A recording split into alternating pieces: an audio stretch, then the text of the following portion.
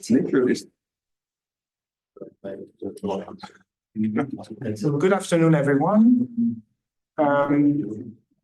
I would like to, it's my absolute incredible pleasure to have Christian Mazelle with us today and this week at EVF. So we have a lot of collaborations going on. Christian has been a very known person in the Institute for many, many years. However, this is the first time that Christian actually comes to Graz. So we need to make it especially cozy. So Christian, so just to give you like a background of what Christian has been working with all those many years, started with actually looking at Comet Halley, like in end of 1980s and beginning of the 1990s. And so he got his PhD in 1990 with Professor Henri Rem, that some of you might know, who is retired now.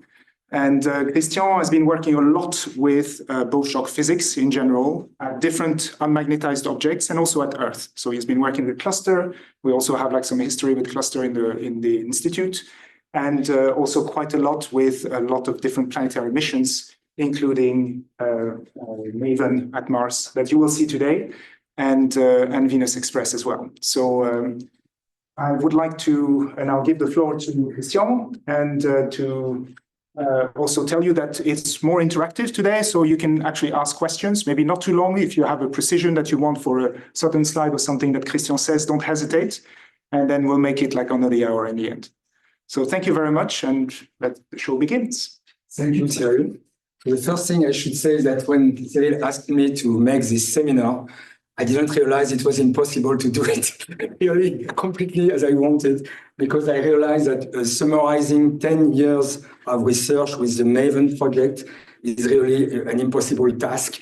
I won't be exhaustive today. I will just give you a flavor of what is MAVEN, what are the most important results. And I must say that I'm mostly a plasma physicist, but I won't talk a lot about plasma physics, only about many other things. So the first thing that was recently we celebrated the 10 years with a lot of festivities, including a meeting in Toulouse last June I organized for celebrating the 10 years of the American team, of the American mission. So MAVEN, as I forgot to mention, is a NASA mission. At the beginning, I was the only non-American on board, I would say, and I was happy to be responsible for building the electron spectrometer, which is one of the instruments in the payload. And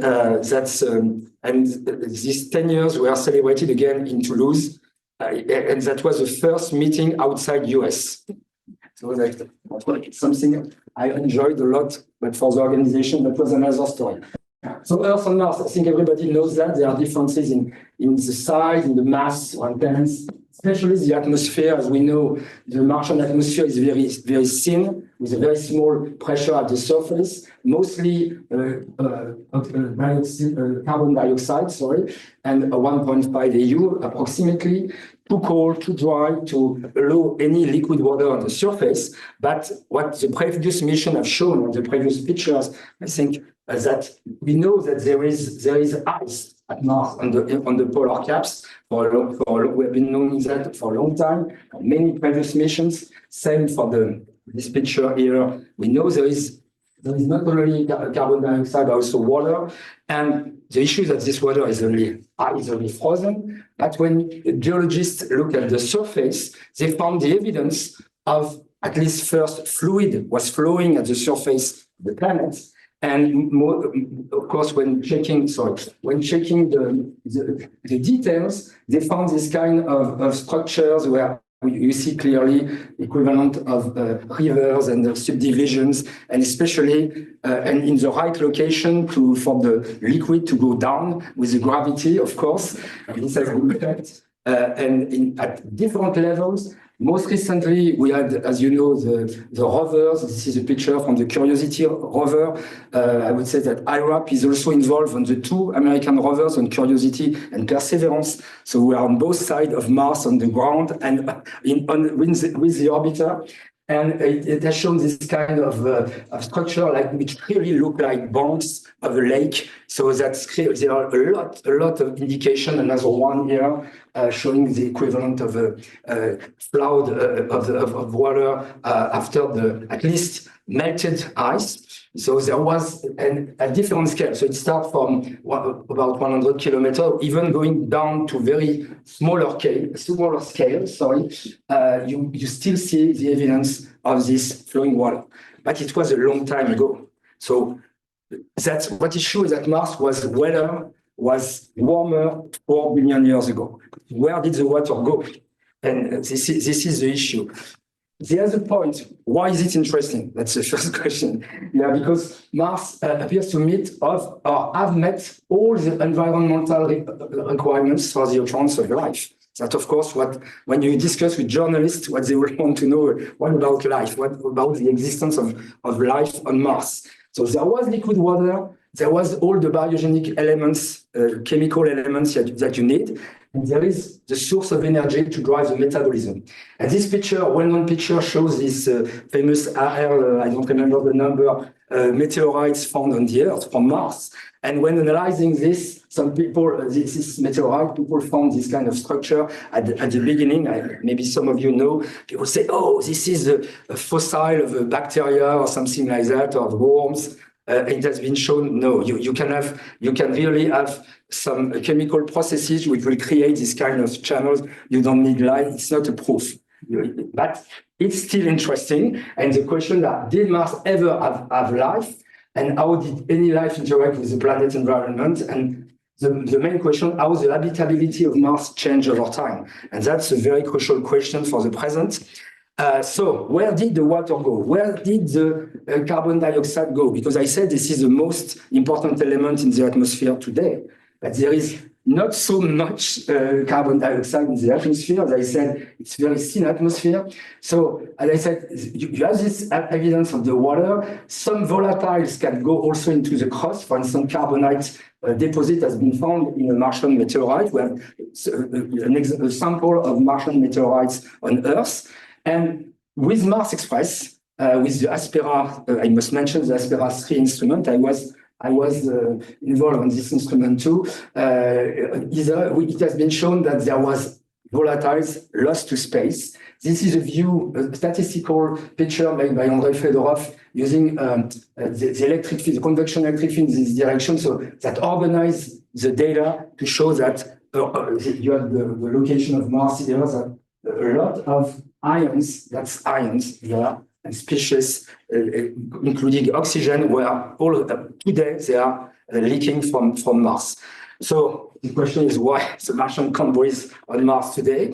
That's true for sure. And the other point is about the Martian environment.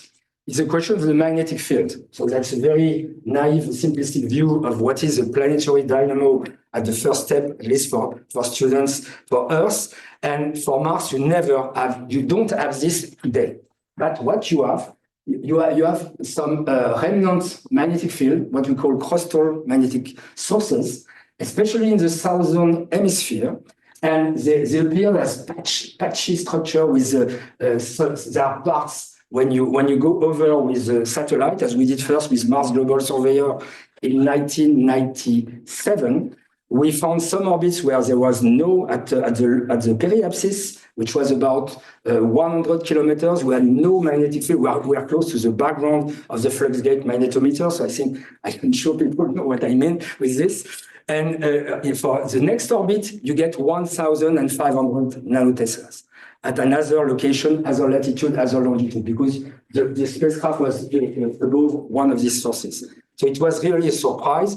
And just for the anecdote, with the first orbit, there was no, the picture looked like Venus, like an unmagnetized planet. That means there was no magnetic field. There was I won't go to the detail, but there was a piling up of the interplanetary magnetic field around the ionosphere, except at low altitude, you get to a cavity, a diamagnetic cavity, because of the existence of the conductive ionosphere. and you get nearly no field. And the very next day, there was a leakage from information at JPL. I remember Mario Acuna, the PI, was really mad about this. And there was a journalist saying, we have found the magnetic field of Mars. The magnetic moment is this. And the values they gave was exactly the same as the Russian Dolbinov et al. 1972 from the first Mars mission. And the next orbit, there was no more magnetic field. So where did the planetary dynamo field went? Because it was a wrong interpretation.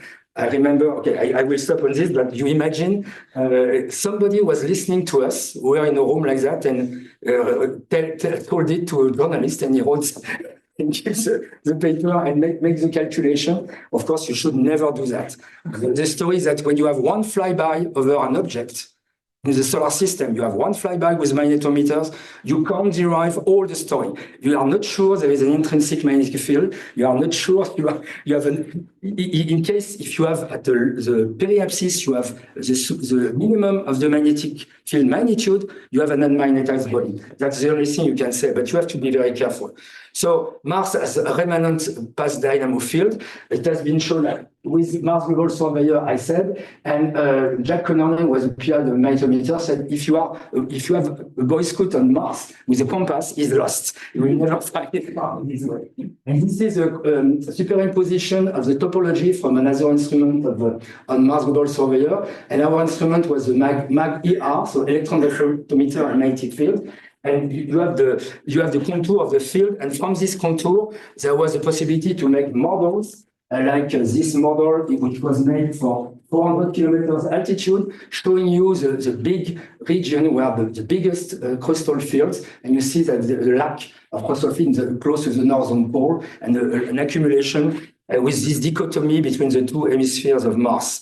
And more recently, there is a Benoît Langlais for Nantes did a model with using spherical harmonic models, and that's useful to show the difference with altitude. At the lowest altitude, 120 kilometers, you will get these values for the radial component of the magnetic field. When you go to 420 kilometers, you get this, and even at 820 kilometers, which is already quite far away.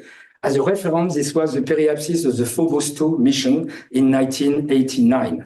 Magda, you can confirm if I'm not wrong, if you remember. I'm sure you do. Okay, so what are the science questions that MAVEN is addressing? So first of all, determining the role of the loss of volatiles to space has played through time and providing relevant answers about Mars climate history. And this question are, what is the current state of the upper atmosphere? What processes control it?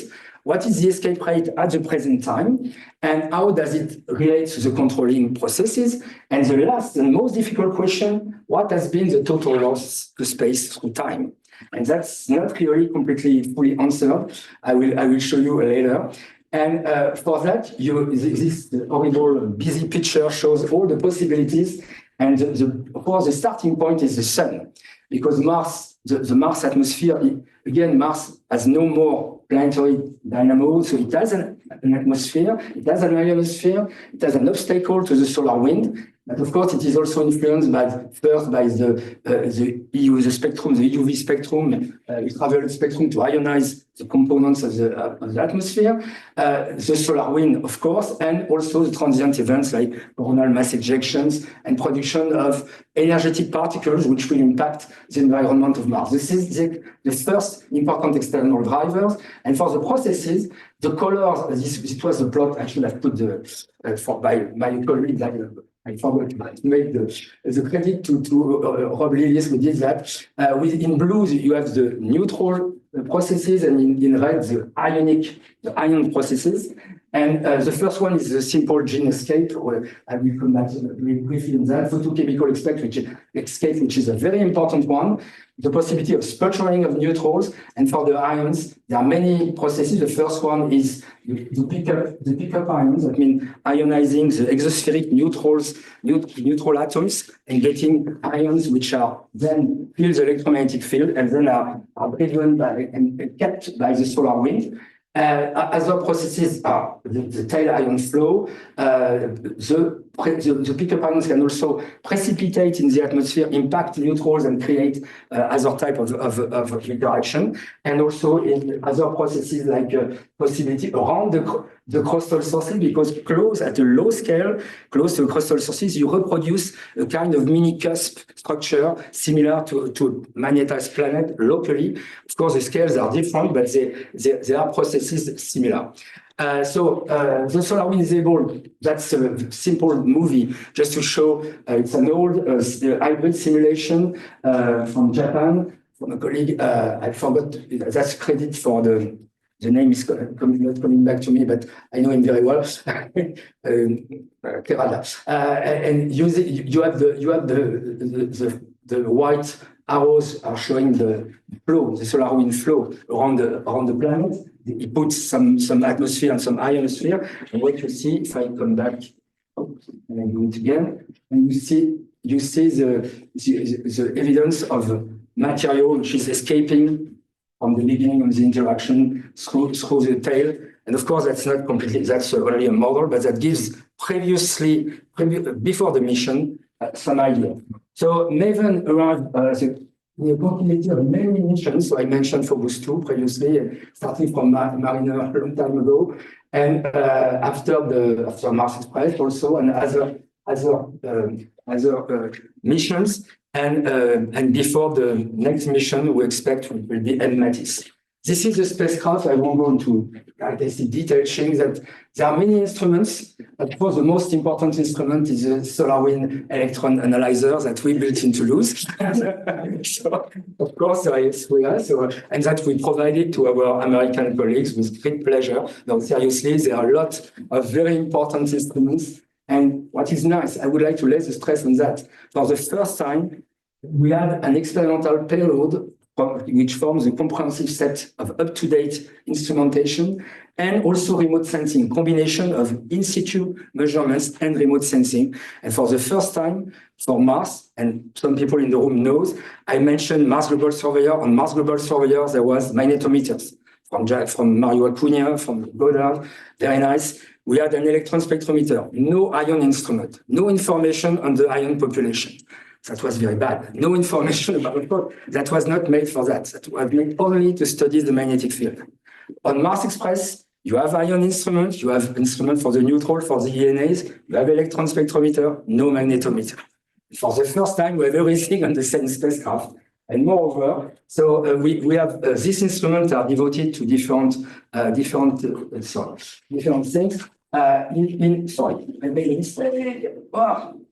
My fingers. Sorry for that. So there are, if we study, of course, the sun source, the solar wind, solar storm, and so on. So that you have the electrons, the ion instruments, the magnetometers, of course, energetic particle instruments, and we had also another important topic is the ion-related properties and processes, and some instruments are also involved in that, like the static one, which is the mass spectrometer.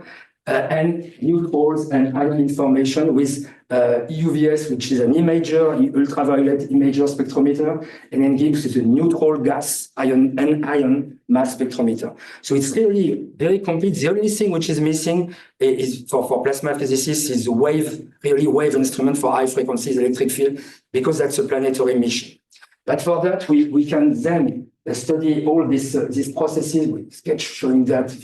Not at high scale, of course, showing the starting point is studying the solar radiation, solar wind magnetic field from these instruments, get the response of the atmosphere by the atmospheric processes, and finally try to derive the atmospheric loss. It's not always possible, but that may be done. So MAVEN launched in November 18, 2013, orbiting since September 21, 2014.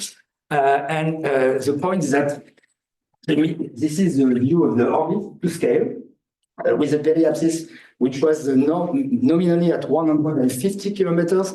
I must mention this is the lowest periapsis that has been made, except from some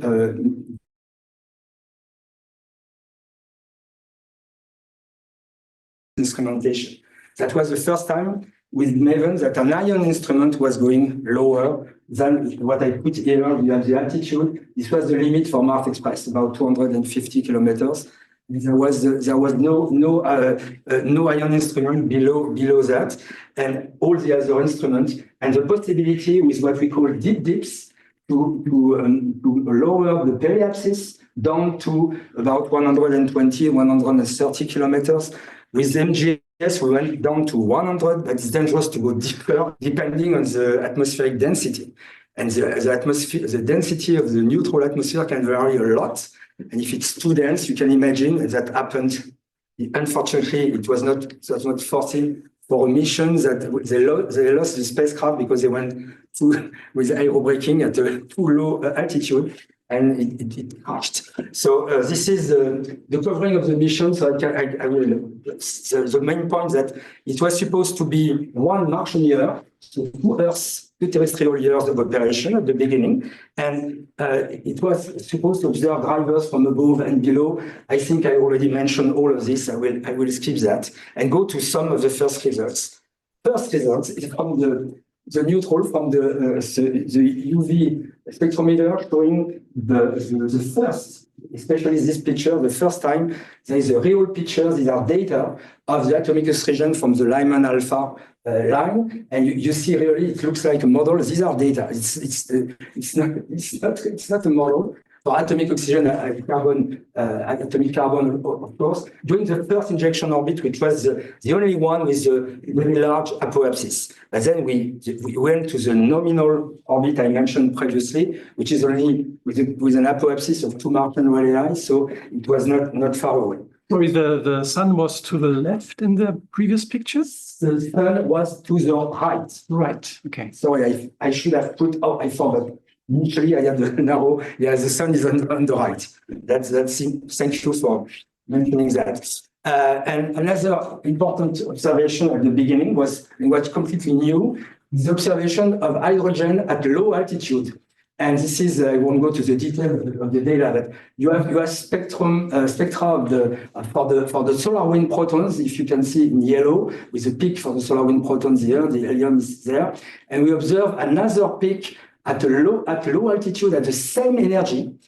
This is this feature here, exactly as the energy of the solar wind protons. So the process is that there is a charge exchange between the solar wind protons and the neutral. Then the neutral moves on to a lower altitude for strike, and it can be reionized at a lower altitude, and then you get this penetrating protons. And the other thing that with the electron instrument in black here, for some orbits we get a peak at the same location for negative particles.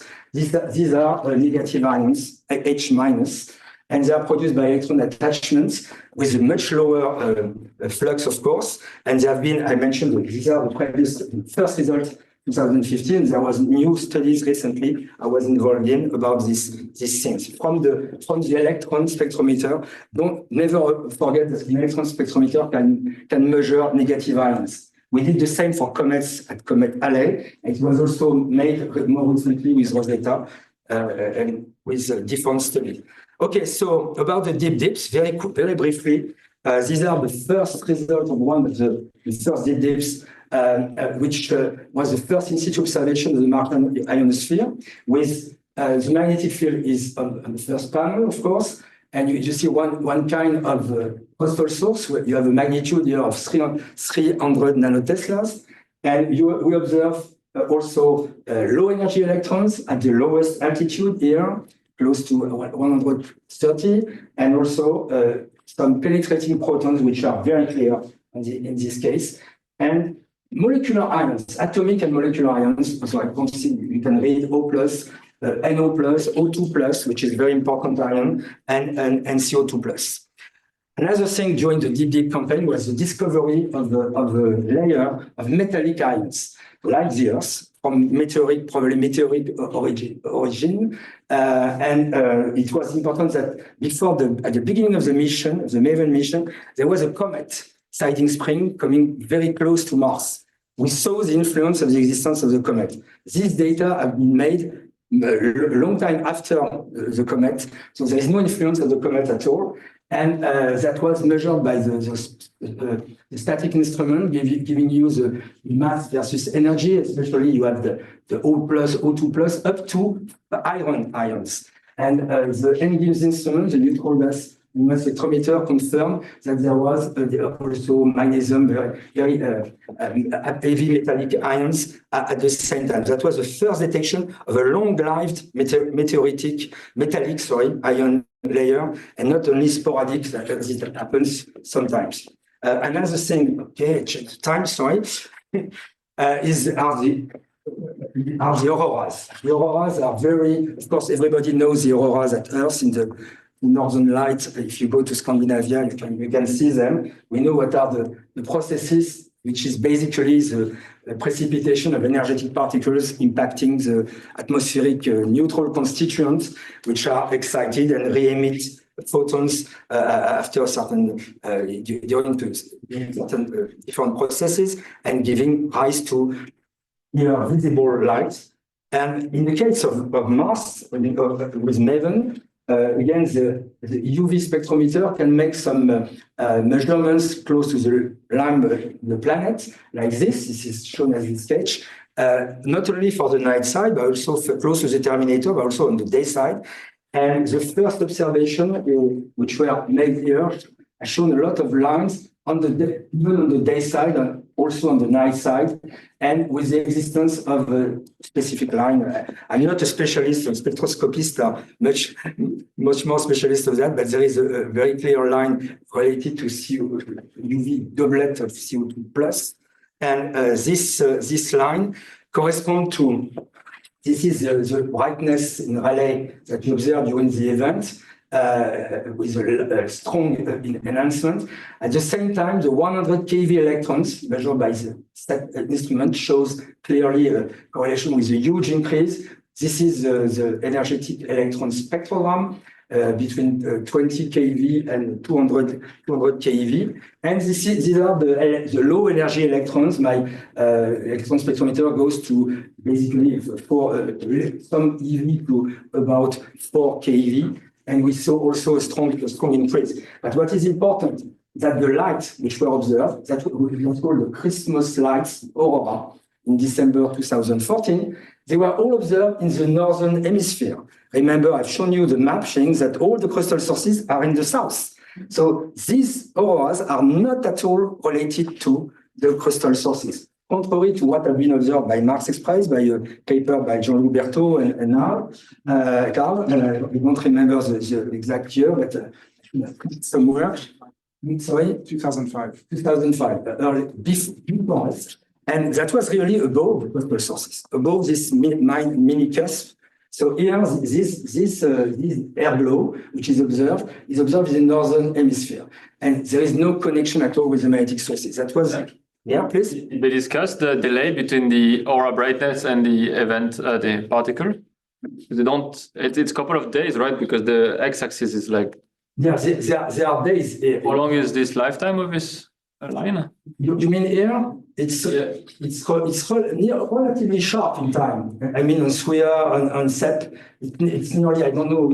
The brightness stays after, right? There's a delay. It remains. You mean it remains? Yeah, because there are processes probably which move on, and after the precipitation of the energetic particles, and there is some longer, but there is a decrease. Yeah, that's there is like a Q. I don't know what it is the name, but you see the spectrum of there are still energetic particles there. There are less and less. The main event is there, but they are still there, so they can still precipitate and produce this effect. So just to summarize that now, these are more recent data. We have different auroral types of auroras, different auroral drivers. The first one is what we call discrete auroras. These are the auroras found by Mars Express above crystal sources, close to the structure due to the magnetic crystal sources. And these are due to hot electrons, of course. We see hot electrons power emission with discrete patterns which can really be mapped. There are many studies about that, and they correspond to the crystal sources. The second one, what is called diffuse auroras between comets. The word diffuse is used in the terrestrial community. It has nothing to do with this. That's the danger of the naming. What does it mean? That means that's a global aurora. That means solar energetic particle, when you have a solar event, they can really engulf the entire planet. And you get this light due to the penetrating particles everywhere where you observe them. The third time is the proton auroras. These are due to the penetrating proton from the double charge exchange process I mentioned previously from the solar wind protons.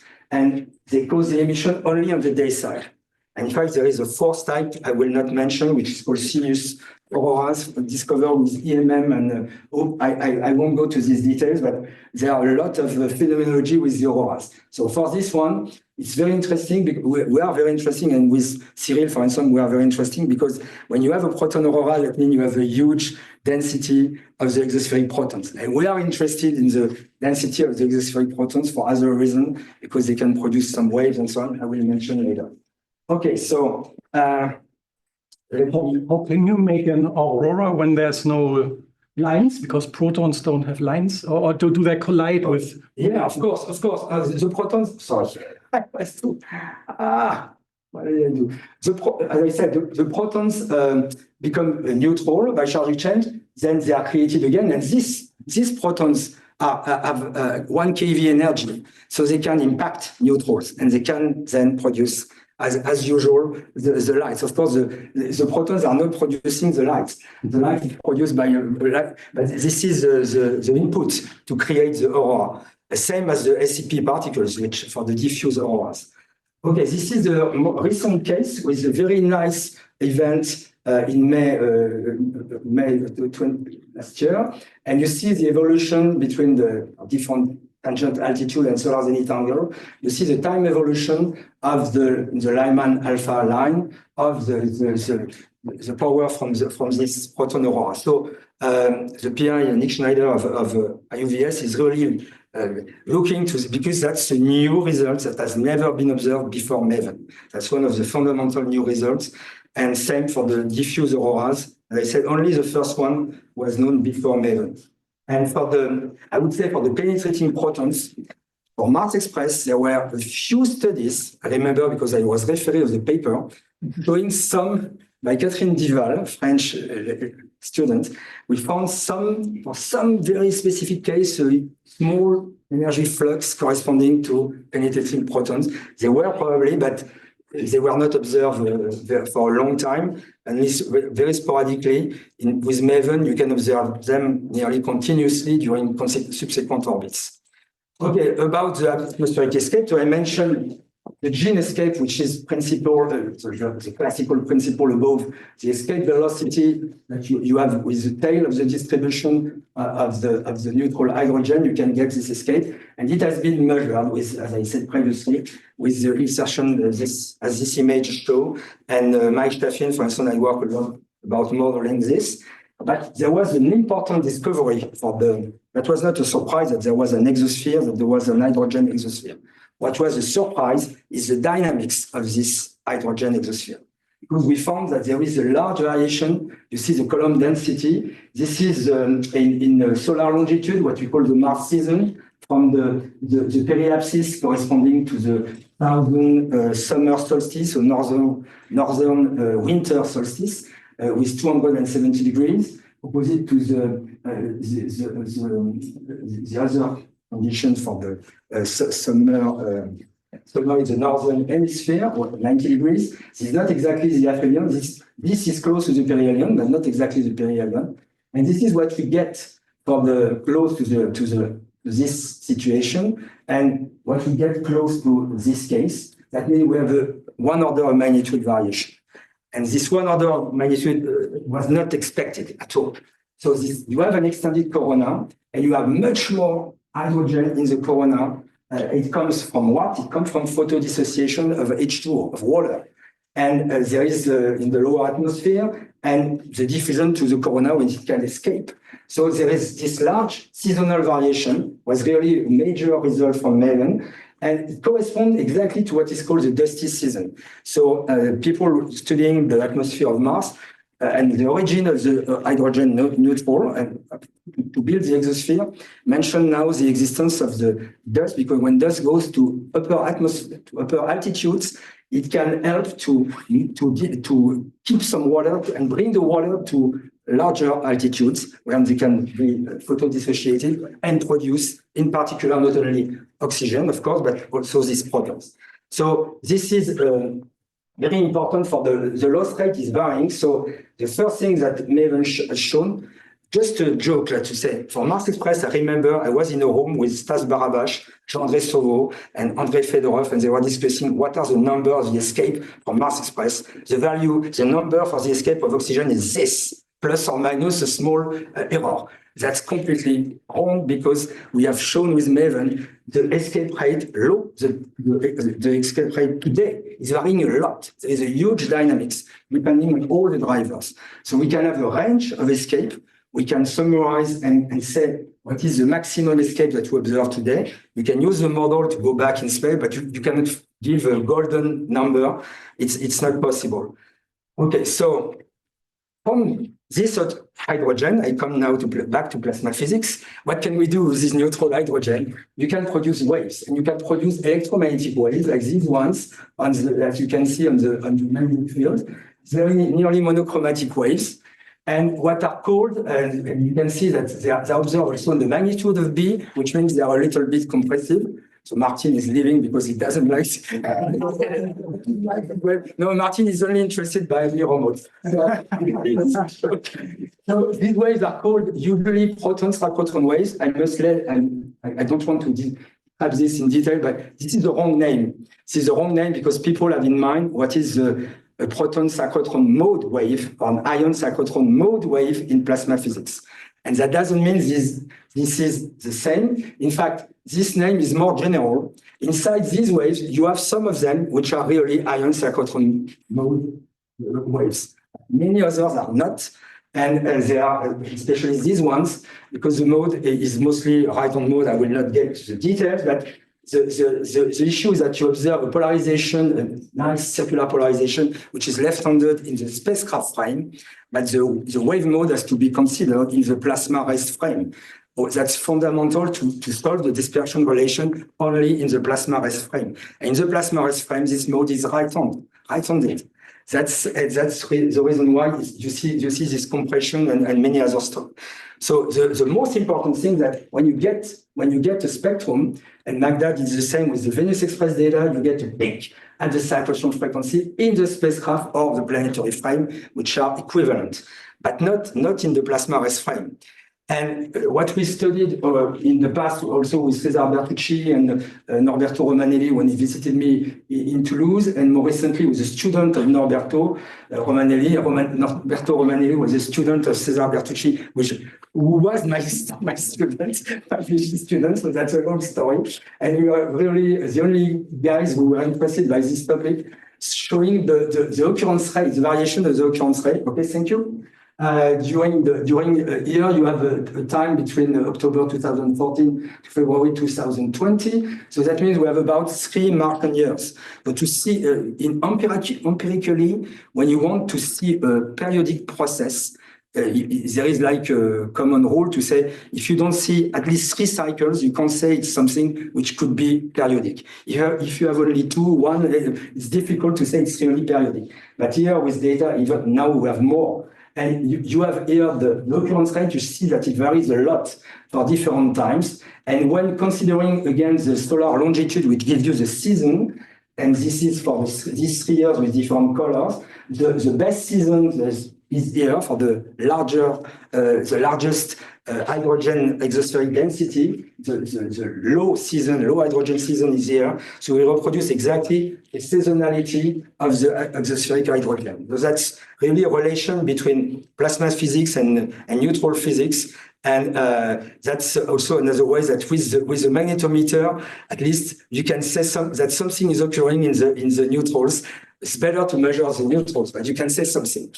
If I go now to the ion escape, and I will realize I will have to separate some parts. From the beginning, if you consider, for instance, O+ pickup ions from the oxygen corona, And you get this kind of trajectory in a frame called MSC when you use the electric field, the convective electric field with solar wind velocity and magnetic field, and you get this kind of trajectory. These are data from a single orbit. In a single orbit, Joachim Dong, this journal paper has shown all the processes from again, the sun is on the right, and it has shown the existence of what we call the plume ions, those who are going to this direction, and the tailward escape. This tailward escape was the only one which was really measured by Mars Express, by Aspera 3 on Mars Express. There was no evidence of this plume. And combining many orbits, it got this kind of plots for the Opulus fluxes, again in the same, so along the sun line and this electric and conventional electric field direction, and you get this accumulation. The arrows are the velocity, the ion velocities, the accumulation of escaping ions in this plume, which correspond to about 25% of the escape. Of course, there is a strong tailward escape, and he did also hybrid code simulation of the polar plume and studying the evidence of very complex pattern of the magnetic field around Mars, which is really a lot of spaghettis, a lot of structure, very complex for all the models. And the nice evidence of this plume. And what is interesting is that these plume ions can be strongly accelerated by, of course, there is an electric field. So when we compare different altitudes, starting, for instance, at 250 kilometers, that was a plot, again, at the beginning of the mission, showing all the ion species. And when you go to a higher altitude, which is 500 kilometers, you clearly see the evidence of the acceleration, the energy is there, and you get strongly, here you don't really eat so much. It's different for the protons, of course, but why is the plume not symmetrical? If you go to the slide before, this no, one more. One more. Yeah, here. Why is it more like northward than? Because the electric field. That's why. Sorry, I come back to. I should have put everything on the same slide. The electric field will point in one specific direction. Okay. And this is, in fact, even if the IMF changes direction, this electric field, which in space will change direction, but you reconsider this coordinate system is putting it always along this electric field for every time step, every measurement. So that's why you make this accumulation for many orbits here in that case. So that's why you get this strong asymmetry. That's a good, relevant question because that's why it's so asymmetric. And of course, you cannot produce it with the MHD code, for instance. You will never get an asymmetry like that. So this is point about this escape. And from that, I will not go too much into the detail, but there was a processing considering all the accumulation of data. In fact, this plot was, I couldn't find a similar plot more recent. Sorry, I tried, but it was too late. And the principle is there to accumulate all the observations and try to derive what are the escape rates on one hemisphere and the other hemisphere. And the total loss of Mars today is something like this, a few kilograms per second. And of course, I don't put error bars. There are strong error bars because the loss was greater early in the story. There was the solar wind with extreme UV, which was stronger solar wind, more abundant and more intense solar storm. That's what we expect. And integrating the loss of oxygen and give an equivalent, that's what the people want. They want where's there an ocean, how much water, only tens of meters, maybe hundreds of meters, something like that. But these estimates are really, really very uncertain. We are sure there was, that's at least the minimum value. It depends if you're optimistic or pessimistic. The last thing I wanted very briefly to mention was the influence of the space weather with the solar cycle. This is a mission, and you have the maximum of the solar cycle 25. Again, the season I mentioned. The mission was foreseen for two years, two terrestrial years. So it started now. We started the 11th year, and we are in the 5th extension. We are going to the 6th extension, which is not officially accepted. The most important event in the literature now is shown as with this simulation showing this ICME, which was coming from here, a mixture of two ICMEs, interplanetary coronal mass ejection, who hit Mars at this time. And this is the most well-described event. Again, you have the solar irradiance showing you the UV flare and the energetic particles, they are protons, the spectrogram for protons, electrons, the solar wind pressure data in red with what the model was predicting. And this is, there is a lot of study, and there was a study with, I forgot to mention, for this event, there was an instrument for energetic particles on the Curiosity rover. It observed energetic particles on the ground at the same time. And this paper was co-signed with the Curiosity people. So we had the collaboration. And considering that means that I'm late. I will just close to the end. Before the event, you got this kind of aurora I mentioned previously. During that, you have a strong intensification, as you can see, during this event. And okay, I will skip that. It was for the oxygen in order to understand with time and people who are trying to understand. There are a lot of recent highlights. I don't have time to describe that. The solar wind disappeared at Mars. There was an announcement from NASA and a lot of paper about that because there was a strong, after CME, there was an interval with very low density of the solar wind. So the dynamic pressure was so low that the bow shock went away, very far away. Even the spacecraft was not crossing anymore the bow shock. I did a study also with Mars Express to see with the electrons that it was no more crossing the bow shock, so the bow shock was away, and the ionosphere was extending, all the boundaries were extended, and that was very interesting. And there are, as I said, a lot of solar storms, and the sun is very active. Interest in Mars, insignificant or substantial, you can choose. And I think you are all tired, as I am. And the last thing I would say, there are two possibilities. Maybe we are alone, maybe not. And thank you for your attention.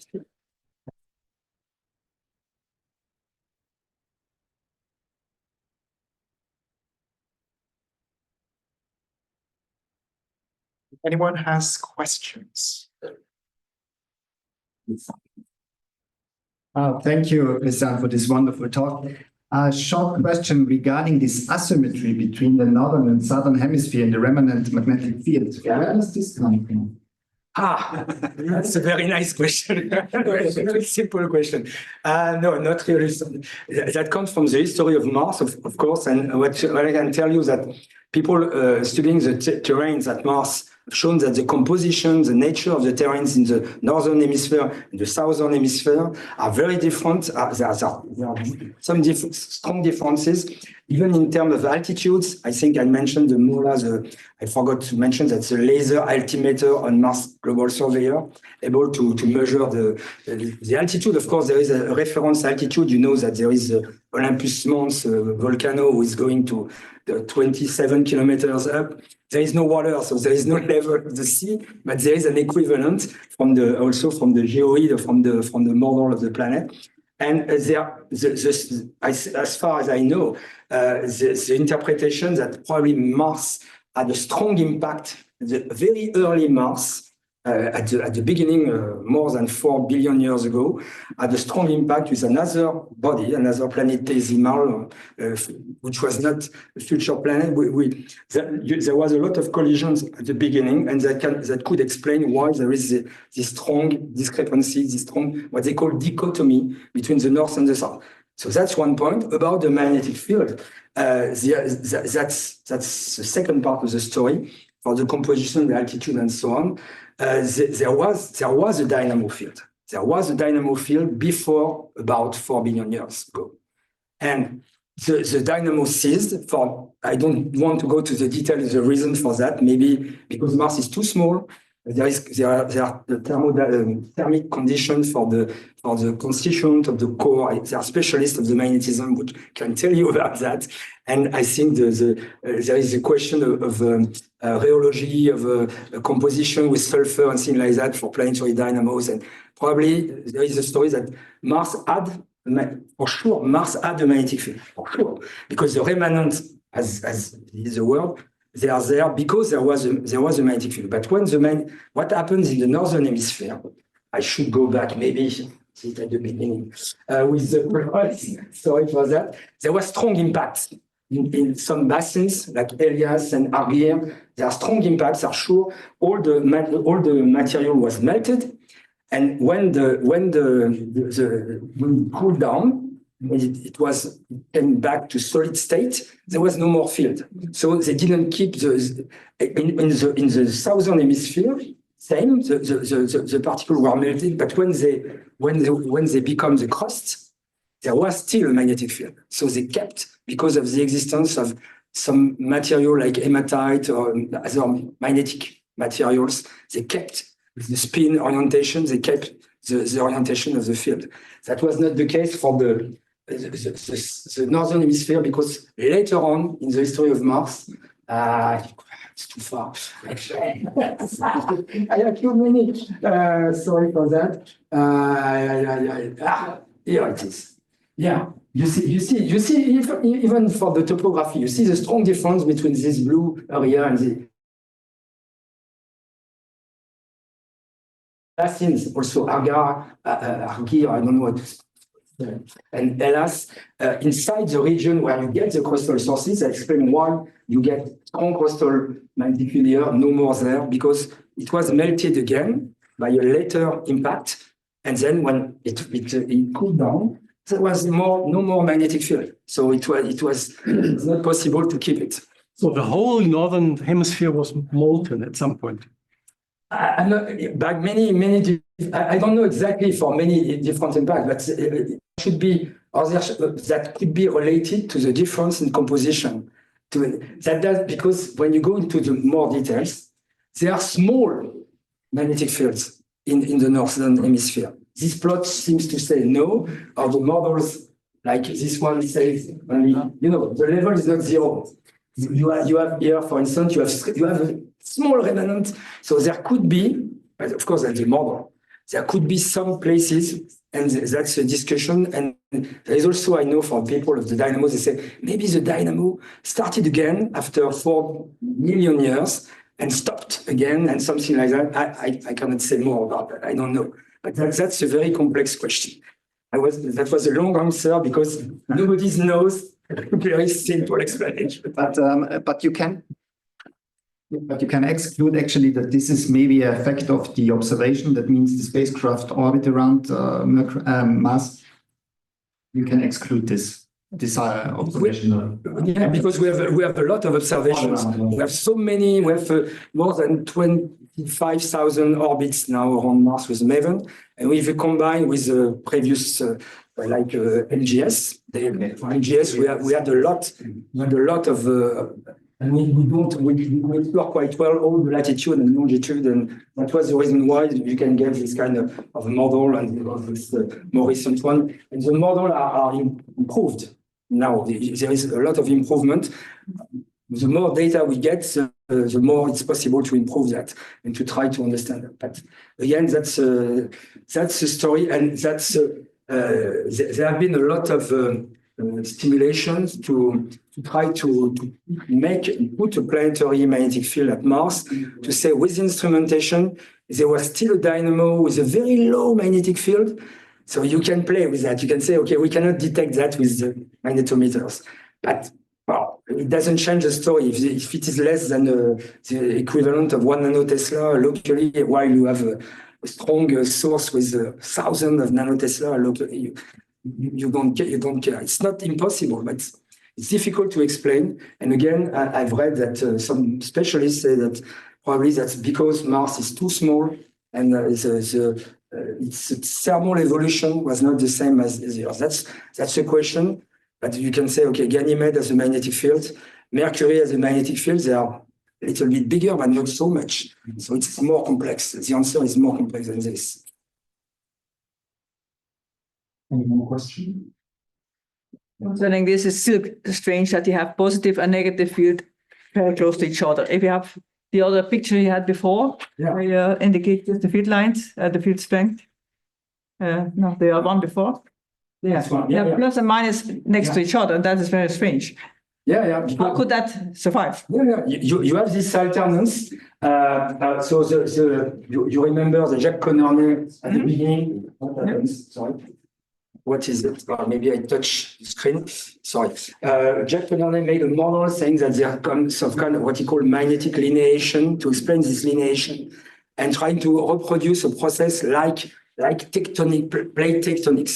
We know there is no plate tectonics at Mars. It could be another reason. But that's a fact. That's what we observe. So there is this alternance of negative radial magnetic field, positive radial, depending where you are. And when the spacecraft, especially when the orbit is like this, in fact, that's really the region when you get, I forgot to add one, but when you go like that, you really see a large variation, and that's something which is very, very interesting.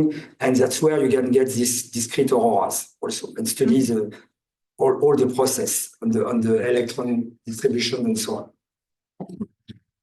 We have one last question. Yeah. One short question on one of the last slides. You said you have a total mass loss of 2 to 3 kilograms per second. Which element? It's just hydrogen or H2? Including everything. Yeah, what is everything? That's the question. That's everything. But And in which ratios? One everything to the other everything.